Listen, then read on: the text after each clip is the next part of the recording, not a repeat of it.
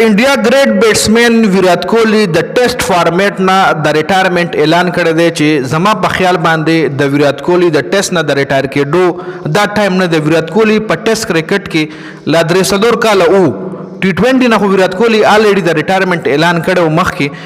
پاتې ون ډے اور ټیسټ چې د ټیسټ نه هم اوس د ریټایرمنټ اعلان وکړ صرف ون ډے فارمیټ ته ویرات کوهلی د انډیا ټیم سره اویلیبل دی ما وی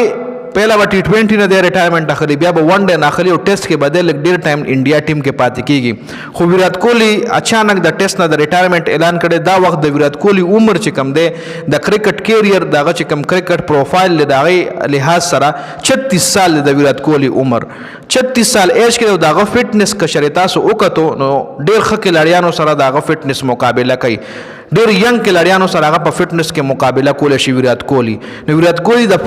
फिटनेस लिहाज सरा द इंडिया ऑफ पे टेस्ट खिलाड़ी दे वक़ बिया हम द टेस्ट क्रिकेट ना द रिटायरमेंट ऐलान को उस विराट कोहली द इंडिया द पारा सुमरा टेस्ट मैच स्कड़ी दी पागे के द विराट कोहली स्कोर सुमरा दे द विराट कोहली द टेस्ट फिगर्स जिता सोरे हैरान बशई डेढ़ ज्यादा स्कोर विराट कोहली पर टेस्ट फॉर्मेट के द इंडिया द पारा जोड़ करे दे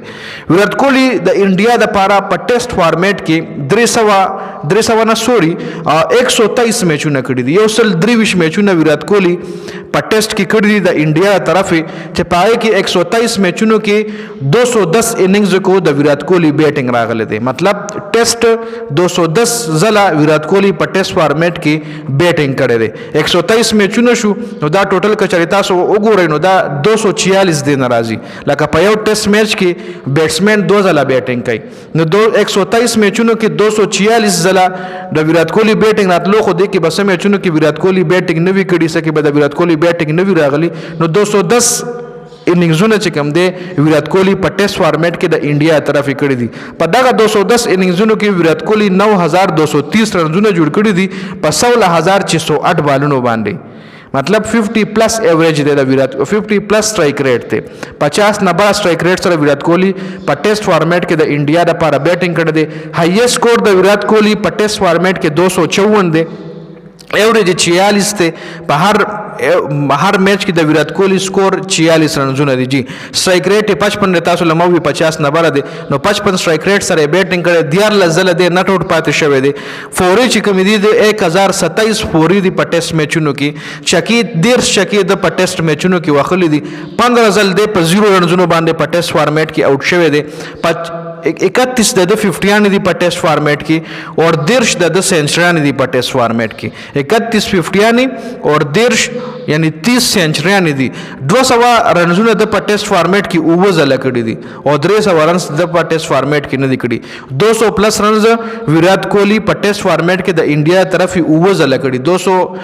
डिजिट से कम दे विराट कोहली उवज अल पर टेस्ट फॉर्मेट के द इंडिया तरफ ही क्रॉस कर दे जी न विराट कोहली पर टेस्ट की द इंडिया द पारा 30 सेंचुरियां वाहली दी दा डेर लॉन्ग इनिंग्स दे द विराट कोहली डेर